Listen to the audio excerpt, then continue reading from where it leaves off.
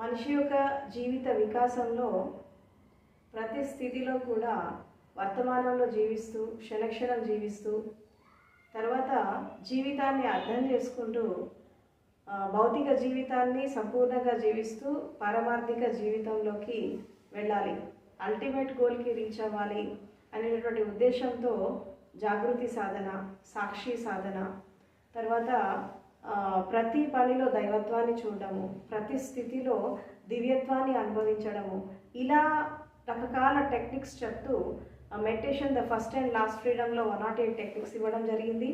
And దాని తర్వాత విజ్ఞాన భైరవ తంత్రాలు, సమాధి సూత్రాలు, 112 సమాధి సూత్రాలు ఇవ్వడం జరిగింది. ఇట్లా ప్రతి ఒక్క టెక్నిక్ ఇస్తూ, ఇదే కాకుండా చాలా వాస్ట్ నాలెడ్జ్, అంటే ఒక ఓషోని గురించి చెప్పాలంటే ఇట్స్ ఎన్సైక్లోపీడియా. ఇప్పుడు మనం గూగుల్ సెర్చ్లో ఎలాగైతే ఒక వర్డ్ టైప్ చేసి దాని ఇన్ఫర్మేషన్ కావాలంటే ఇప్పుడు ఏఐ కానీ గూగుల్ సెర్చ్లో ఎలాగైతే వస్తుందో అట్లా ప్రతి ఒక్క పదానికి అర్థం చెప్తూ ప్రతి ఒక్క స్థితికి అర్థం చేపిస్తూ మనం ఏదంటే అది తీసుకోవచ్చు. అంటే ఎవరు ఏ స్థితిలో ఉన్నా, ఎవరు 0 లెవెల్లో ఉన్న వాళ్ళకి 0 లెవెల్లో అర్థమవుతారు, హైయెస్ట్ లెవెల్లో ఉన్న వాళ్ళకి హైయెస్ట్ లెవెల్ అర్థమవుతుంది, మధ్యస్థంగా ఉండే వాళ్ళకి మధ్యస్థం లెవెల్, ఎవరు ఏ స్థితిలో ఉన్నా, ఎవరు ఏ ఇన్ఫర్మేషన్ కావాలనుకున్నా మనం ఓషోలో సెర్చ్ చేయొచ్చు. ఒక విధంగా చెప్పాలి ఎన్సైక్లోపీడియా. సో ఇట్లా ప్రతి ఒక్క సబ్జెక్ట్ మాట్లాడుతూ దాదాపు 750 టైటిల్స్, 11,000 బుక్స్ రాశారు ఆయన. మళ్ళీ ఇంకొకటి, ఆయన ఎప్పుడు పెన్ను పేపర్ పెట్టి రాయలేదు. ఆయన ఇలా మాట్లాడుతూ ఉంటే బుక్స్ వచ్చాయి, వీడియోస్ ఆడియోస్ వచ్చేసాయి. ఆయన ఎప్పుడు చేయబెట్టి రాయలా, జస్ట్ అలా. ఆయనకు మంచి శిష్యులు దొరికారు. ఆయన అదృష్టం ఏంటంటే ఆయన మంచి శిష్యులు దొరికారు. ఆయన ఈవెన్ ఆయన బెడ్రూమ్లో మాట్లాడిన మాటలు కూడా రికార్డ్ చేశారు, ఒక్కటి కూడా పోనీకుండా, ఎందులో ఏం ఎసెన్స్ ఉంటుందో. తర్వాత మామూలుగా వాకింగ్ చేస్తున్నవి రికార్డ్ చేశారు, తర్వాత మామూలుగా చిట్ చాటింగ్ చేస్తున్నవి కూడా రికార్డ్ చేశారు. ప్రతి ఒక్క స్థితిలో ఏది కూడా ఒక వర్డ్ కూడా వేస్ట్గా పోనీకుండా ప్రతిదీ గ్రాస్ప్ చేస్తూ వచ్చారు. అది అలాంటి శిష్యులు దొరకడం ఆయన అదృష్టం. అది అందులో ఇంకోటి, ఆయన ఆధునిక సమాజంలో పుట్టాడు కాబట్టి, కంప్యూటర్ యుగంలో పుట్టాడు కాబట్టి మనకి ప్రతి ఒక్కటి రికార్డెడ్. ఓషో ఎక్సెప్ట్ బర్త్ తర్వాత ప్రతి ఒక్క సంఘటన ఇట్స్ రికార్డెడ్. ఆ రికార్డ్ అంటే ఆయన డెత్ వరకు ప్రతిదీ రికార్డెడ్ ఈవెంట్స్ ఉన్నాయి. ఎందుకంటే టెక్నాలజికల్ ఎరాలో పుట్టాడు కాబట్టి ప్రతిదానికి ఆధారం ఉంది. సో ఇట్లా ప్రతి ఒక్క స్థితిని క్యాప్చర్ చేస్తూ ఆ ప్రకృతిలోకి వెళ్ళినా, పంచభూతాల దగ్గరికి వెళ్ళినా, మెడిటేషన్ హాల్లో కూర్చున్నా, ప్రతి ఒక్క స్టేట్లో ఎప్పుడూ ఒక 4-5 ఎప్పుడు ఆయనతో ఉండేవాళ్ళు. ఆయన ఏది మాట్లాడుతున్నా ప్రతిదీ రికార్డ్.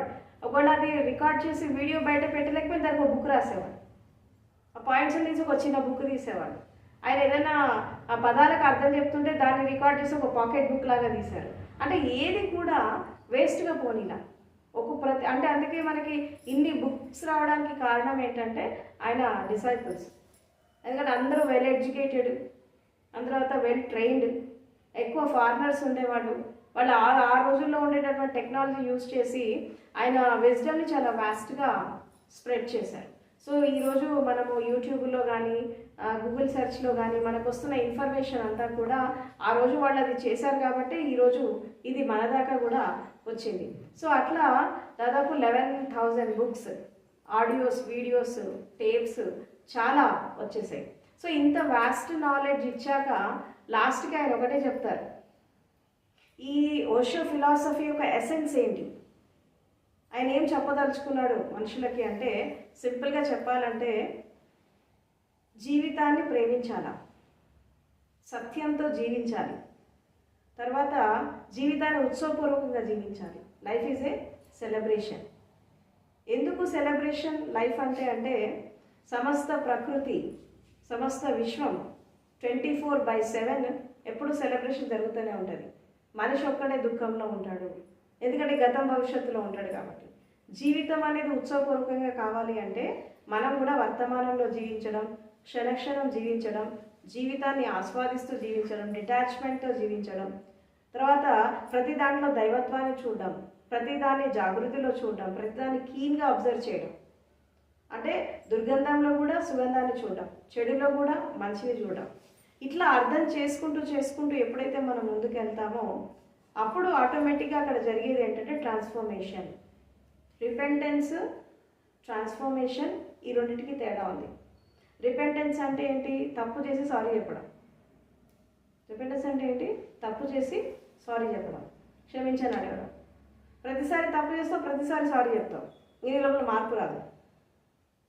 అవునా? చేంజ్ రాదు. ప్రతిసారి తప్పు చేయడం, ప్రతిసారి సారీ చెప్పడం అంటే గిల్లి ఆయింట్మెంట్ రాసినట్టు. ఇది కాదు చేంజ్ అంటే. Next transformation. ట్రాన్స్ఫర్మేషన్ అంటే ఏంటి? ఒకసారి చేసిన తప్పు మళ్ళీ జీవితంలో రిపీట్ చేయొద్దు. ఒకసారి చేసిన పొరపాటు మళ్ళీ అది రిపీట్ కావద్దు. నువ్వు బ్రతుకున్నంత వరకు అది రిపీట్ కావద్దు. అది అక్కడ వదిలేసావు అంటే ఆ క్షణం దాన్ని కంప్లీట్గా వదిలేయి, అంటిల్ యువర్ లాస్ట్ బ్రెత్. మళ్ళీ దాన్ని నీ లైఫ్లోకి ఆహ్వానించద్దు. ఒకసారి దూరం వెళ్ళిపోయిందంటే పోనీ, don't get attach with that. మళ్ళీ దాన్ని ఇన్వైట్ చేయి. మళ్ళీ తప్పులు చేసినా కొత్తగా చేయాలంటాడు ఆయన, కొత్త గుణపాఠాలు నేర్చుకుంటాం. కానీ పాత తప్పుల్ని రిపీట్ చేయొద్దు. You cannot step in to the same water. ఇప్పుడు అదే గంగలో మునుగుతున్నాం అని అంటాం. కానీ నువ్వు మునిగి తేలేలోపు 2-3 ప్రవాహాలు వెళ్ళిపోతాయి నీ పైనుంచి. నువ్వు అదే గంగలో ఎక్కడ మునుగుతున్నావు? మునిగి నువ్వు ఇట్లా లేచేలోపు 2-3 ప్రవాహాలు వెళ్ళిపోతాయి, నదీ ప్రవాహాలు. నేను అదే గంగలో మునిగానంటారు, కానీ ఎవరు అట్లా మునగరు. అదేవిధంగా లైఫ్ అనేది కూడా ఒక ఫ్లోయింగ్ రివర్ లాంటిది, ఒక పారే నది లాంటిది. ఈ నదిలో ఏటికి ఎదురీదద్దు, నీటి ప్రవాహానికి ఎదురుగా వెళ్ళొద్దు. Go according to the wind, go according to the float. నదీ ప్రవాహం ఎటు తీసుకెళ్తే అటు వెళ్ళు, జీవితం ఎటు తీసుకెళ్తే అటు వెళ్ళిపో. అప్పుడు నీకు టెన్షన్స్ ఉండవు, స్ట్రెస్ ఉండదు, యాంగ్జైటీ ఉండదు, భయం ఉండదు. నువ్వు మరణించడానికి కూడా భయపడవు, బ్రతకడానికి కూడా భయపడవు. ధైర్యంగా ముందుకు అడుగేస్తావు. ప్రతిదాన్ని యాక్సెప్ట్ చేయి. నో అనే పదం తీసేయి, ప్రతిదాన్ని ఎస్ అనే పదంతో ముందుకు తీసుకెళ్ళు.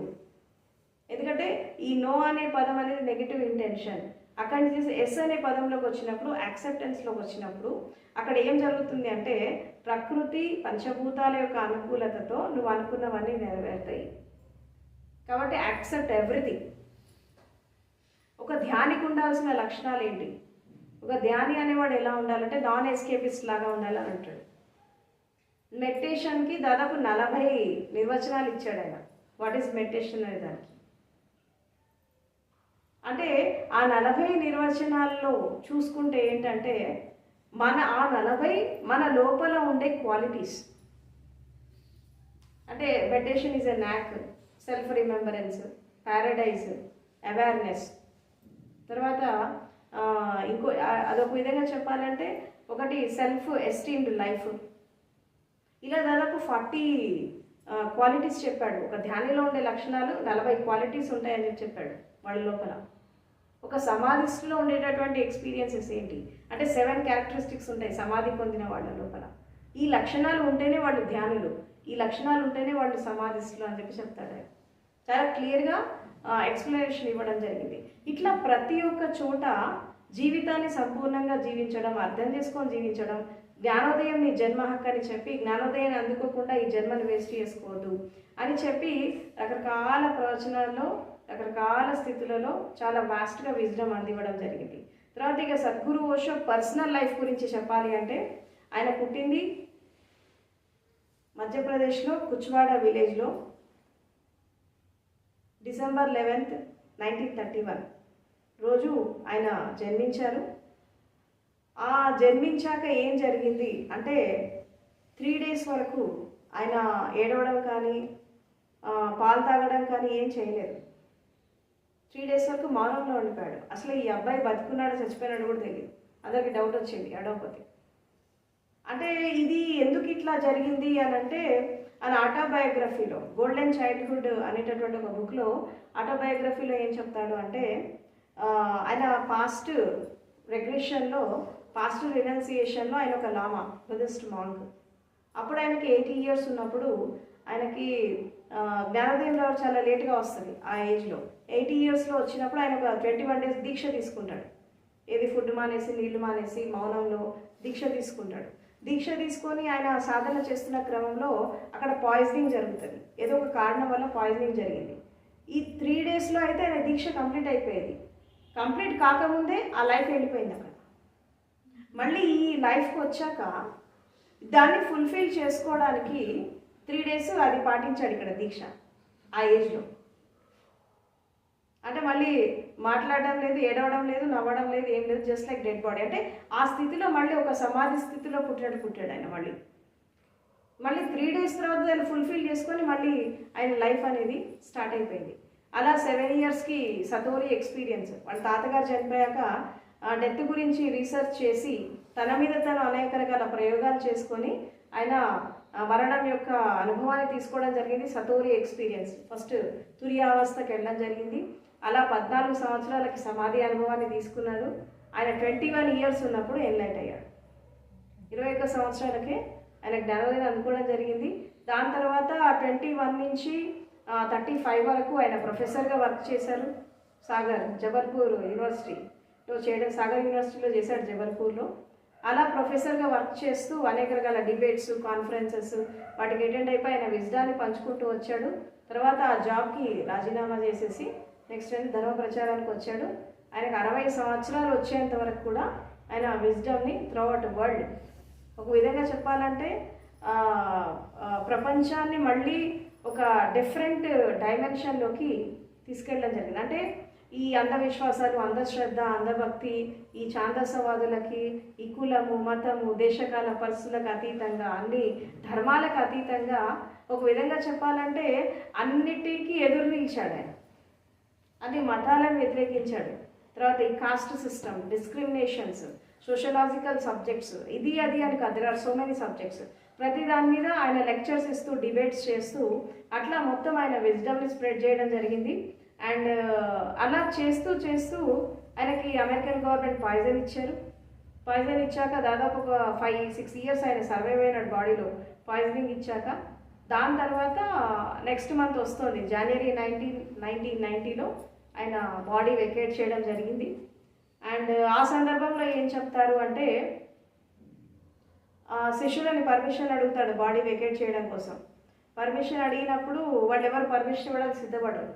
మీరు వెళ్ళిపోతే మాకు ఎట్లా, మమ్మల్ని ఎవరు గైడ్ చేస్తారు అని అంటే, చూడు ఇంత జ్ఞానం ఉంది, ఇన్ని పుస్తకాలు ఉన్నాయి, ఇగో ఇవి మెడిటేషన్ టెక్నిక్స్, ఇవి సమాధి టెక్నిక్స్, ఇది విజ్డమ్, ఇందులో మీరు ఏది పట్టుకొని వెళ్ళినా జ్ఞానాన్ని అందుకుంటారు అని చెప్తే అప్పటికి సాటిస్ఫై కాలేవాడు. నెక్స్ట్ ఏం చెప్తాడు, 3 వాగ్దానాలు చేస్తాడు. ఏంటి అంటే ఎవరైతే నా శిష్యులు అవుతారో వాళ్ళు ఇదే లైఫ్లో ఆల్మోస్ట్ వాళ్ళు సమాధి అట్లీస్ట్ సమాధి ఎక్స్పీరియన్స్ తీసుకొని వెళ్తారు. అది కూడా కాకపోతే కనీసం ధ్యానం అన్న పరిపక్వతకు వస్తుంది. మోస్ట్ ప్రాబబ్లీ ఎన్లైట్ అయిపోతారు. నేను నాది హామీ అని అంటాడు. లేదంటే ఇంకొక నెక్స్ట్ లైఫ్లో బయటపడిపోతారు అని చెప్తాడు. ఇది ఒక వాగ్దానం చేశాడు. తర్వాత నేను వెళ్తే ఎక్కడికి వెళ్తాను, ఈ బాడీలో ఉండి ఈ సఫరింగ్ తీసుకుంటూ ఉండడం నాకు ఇష్టం లేదు, నేను బయటికి వెళ్ళిపోతే యూనివర్స్ అంతా నా కాన్షియస్నెస్ అయిపోతుంది, అప్పుడు మీరు ఎక్కడున్నా మీ సైలెన్స్ మూమెంట్స్లో నా ప్రజెన్స్ మీరు ఫీల్ అవుతారు అని చెప్పి అలా ఆయన అదొకటి చెప్పడం జరుగుతుంది. అండ్ తర్వాత 3rd ప్రామిస్ ఏంటి అంటే మీరు మీ శరీరాలనే నా శరీరం చేసుకొని మీ అందరిలో నేను కొలువై ఉంటాను, నాకు సపరేట్ బాడీ అక్కర్లేదు, ఐఎమ్ ఎవ్రీవేర్ కాబట్టి ఎక్కడైనా అంటే your body is my temple, churches and synagogues అని అంటాడు. సో ఇక్కడే నేను కొలువై ఉన్నాను కాబట్టి నా కోసం ఎక్కడ వెతకద్దు, నేనే వచ్చేస్తా టైం వచ్చినప్పుడు అని 3 ప్రామిసెస్ చేశాక అప్పుడు ఆయనకి పర్మిషన్ ఇచ్చాక January 1990లో ఆయన బాడీ వెకేట్ చేయడం జరిగింది. సో ఆ రోజు నుంచి ఈ రోజు వరకు కూడా ఎంతోమంది ఆయన ద్వారా ఇన్ఫ్లుయెన్స్ అయ్యారు. హేతువాదులు, నాస్తికులు, ప్రతి వాళ్ళు కూడా ఓషోని ఫాలో అవుతారు.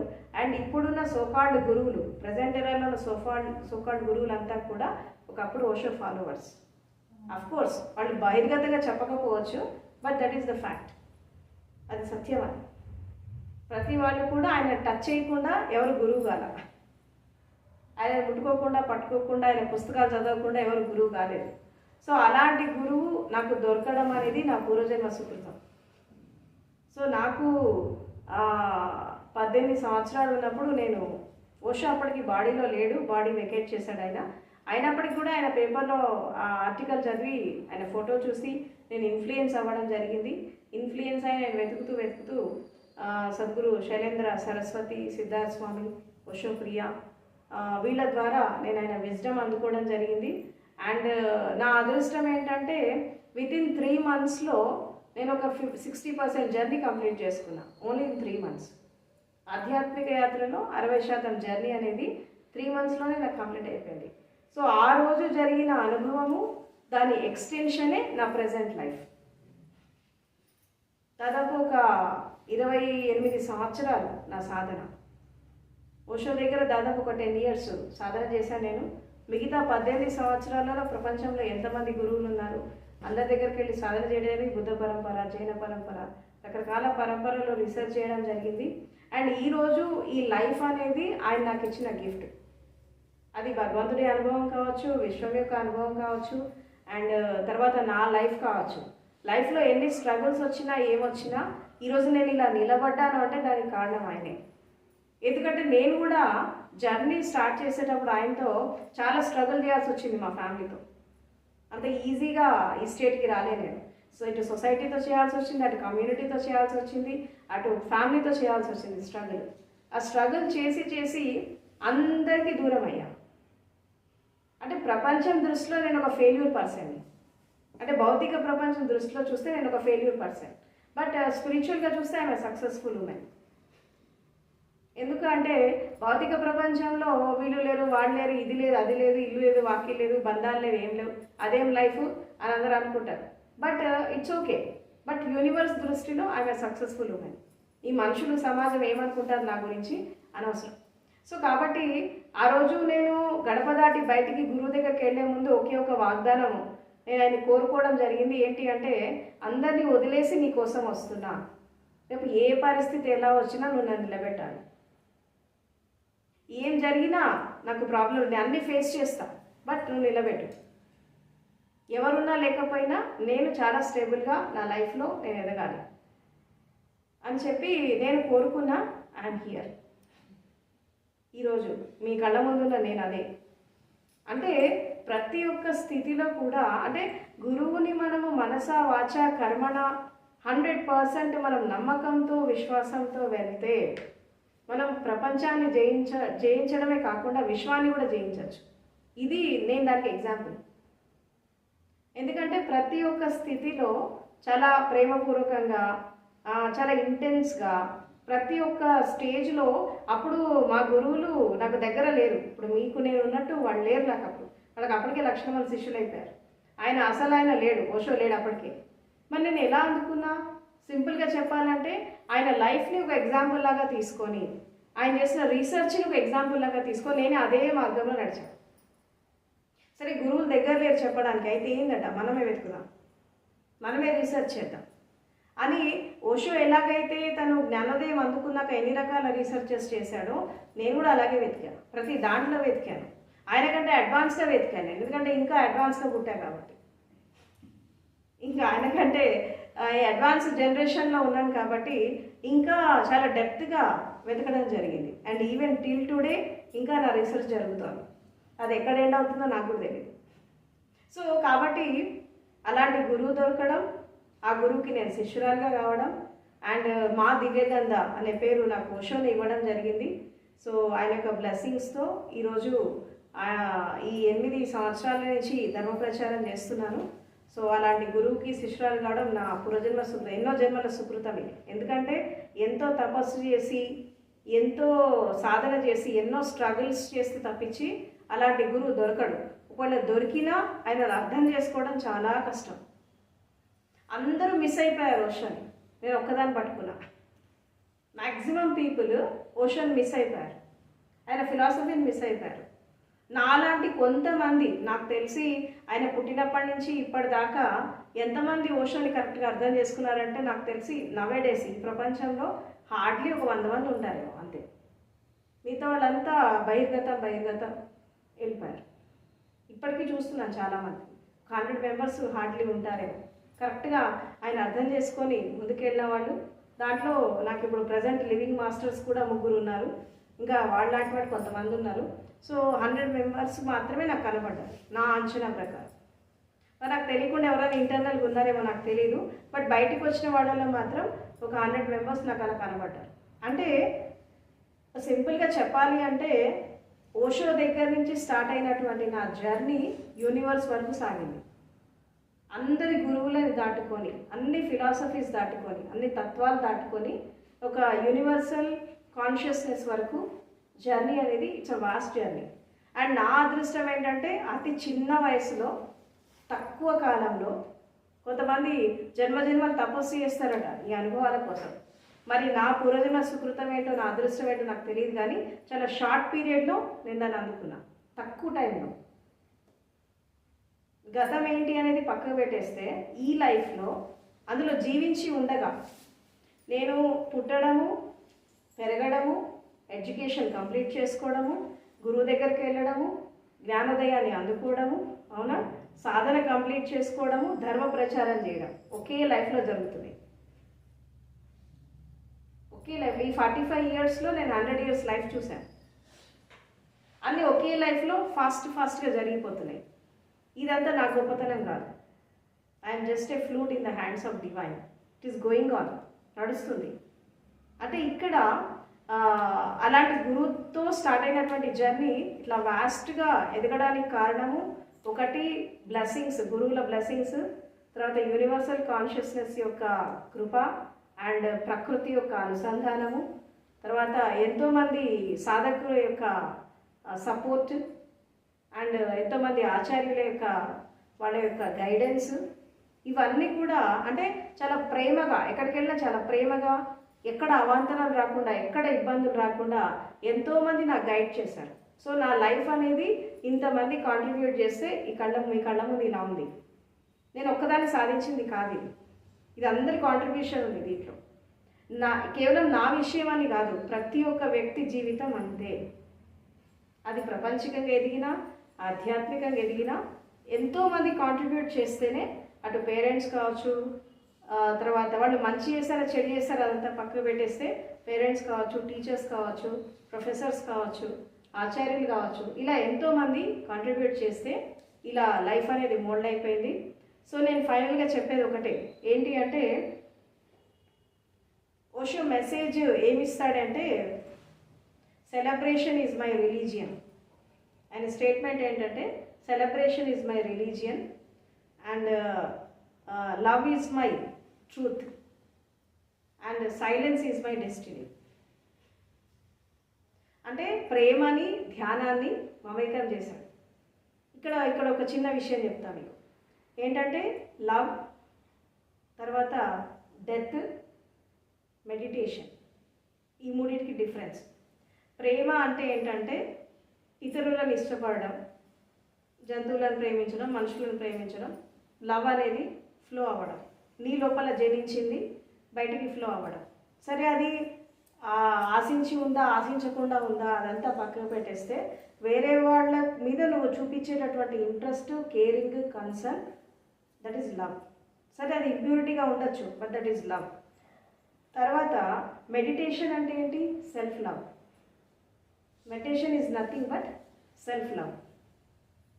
ధ్యానం చేసేటప్పుడు ఏం చేస్తావు? అన్నిటినీ మర్చిపోయి నీ శరీరం మీద, నీ మనసు మీద, నీ ఇంద్రియాల మీద దృష్టి పెట్టి చేస్తావు సాధన. అంటే you are going in the self love. Then what is death? What is death? Death అంటే ఏంటంటే